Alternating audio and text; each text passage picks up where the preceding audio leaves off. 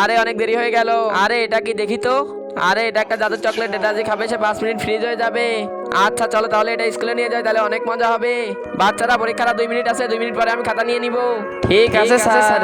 আরে একই পরীক্ষাটা 2 মিনিট আছে, আমি তো কিছু লিখেই নাই।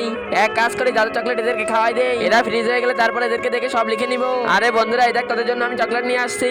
আরে চকলেট দে, তাড়াতাড়ি দে। আরে ভাই এরা দুজন তো ফ্রিজ হয়ে গেছে, এবার স্যারের পালা। আরে স্যার এই দেখেন চকলেট। আরে চকলেট দে দে খাই।